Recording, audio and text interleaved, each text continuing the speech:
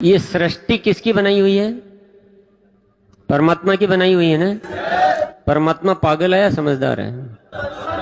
परमात्मा ने इस जीवन में इतने संघर्ष पैदा क्यों किए बताइए। अगर संघर्ष की आवश्यकता नहीं होती तो परमात्मा संघर्ष पैदा ही नहीं करता ना। आपको सब आराम से कल्प वृक्ष लगा देता और नीचे पड़े रहते हैं और ऊपर से खाने को मिलता रहता है।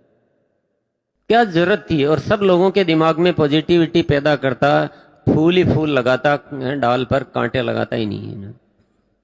वो अगर करना चाहता था ऐसा कर सकता था ना, पर उसने इस दुनिया में विषमताएं भी साथ में पैदा की है ताकि इंसान यहां पड़ा पड़ा बोर नहीं हो जाए और वह अपना कर्म करे, पुरुषार्थ करे, संघर्ष करे और कुछ लोग उस संघर्ष में जीतकर मजबूत बने और इस दुनिया में हीरो के रूप में अपना नाम लिखा सके।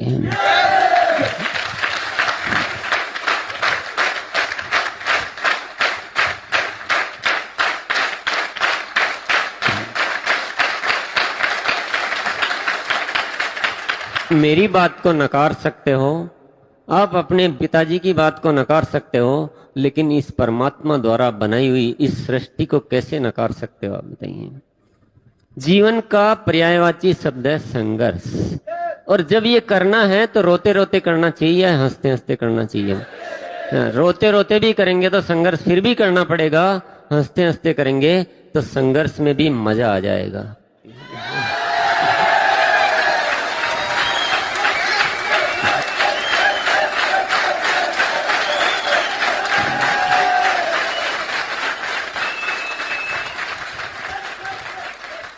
इसलिए केवल बोलना नहीं है कि संघर्ष से इंसान मजबूत बनता है, बल्कि इसकी तैयारी करनी है कि जितना ज्यादा संघर्ष करने को मिले उतना ही मजा आ गया हमें। तो वह पौधा संघर्ष कर रहा था और जितना संघर्ष वह करता जा रहा था उतना ही वह मजबूत बनता जा रहा था, और उसके जीवन में एक बहुत बड़ी बात हो चुकी थी।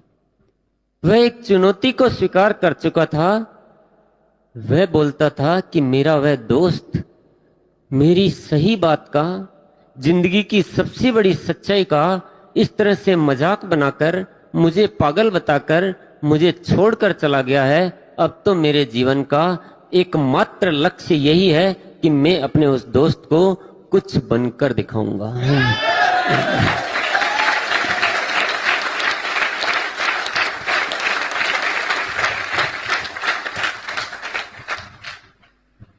इंसान धरती पर संघर्ष करने के लिए पैदा होता है। इस सच्चाई को नकार कर वह छोड़कर मेरी बात का मजाक बनाकर चला गया है। अब तो किसी भी हालत में मैं अपनी सच्चाई को साबित करके रहूंगा।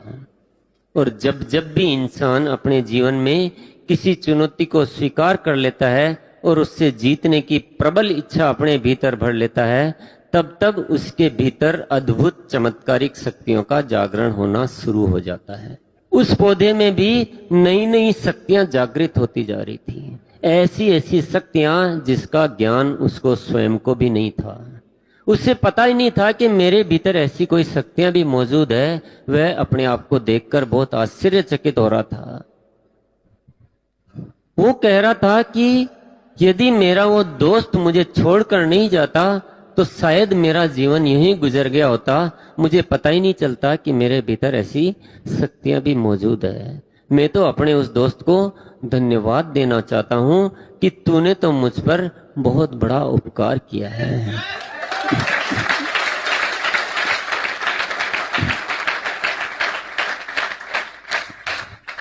और हमारा कोई दोस्त हमें छोड़कर चला जाता है तो हम क्या करते हैं?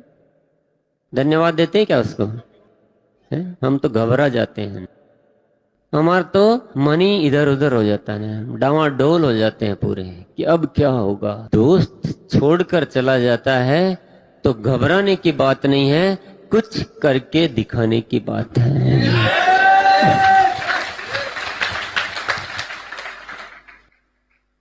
आपके जीवन में जब भी ऐसी कोई घटना घटित होती है, कोई आपका साथी छोड़कर चला जाता है, कोई दूसरी चुनौती आती है, तो समझ लीजिए परमात्मा की कोई बहुत बड़ी कृपा आपके ऊपर हुई है।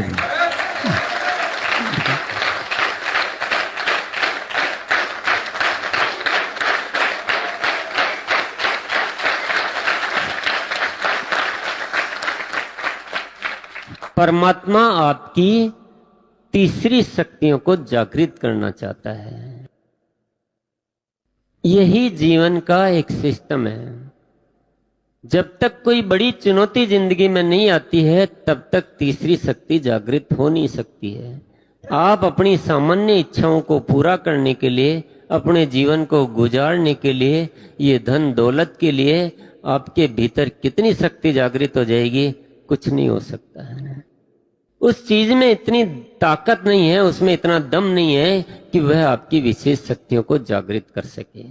विशेष शक्तियां जागृत जब होती है जब कोई इंसान अपनी सच्चाई के प्रति कायम हो और किसी भी हालत में वह उस सच्चाई को हारते हुए देखना नहीं चाहता है। वह ठान लेता है कि मुझे अब तो अपनी सच्चाई को साबित करके रहना है।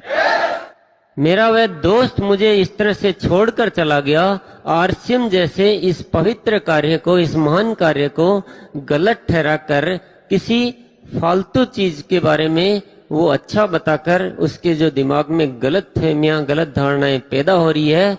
अब तो किसी भी हालत में मैं अपने उस दोस्त को ऐसा कुछ करके दिखाऊंगा कि वह एक दिन पश्चाताप करते हुए मेरे पास आने के लिए मजबूर हो जाएगा।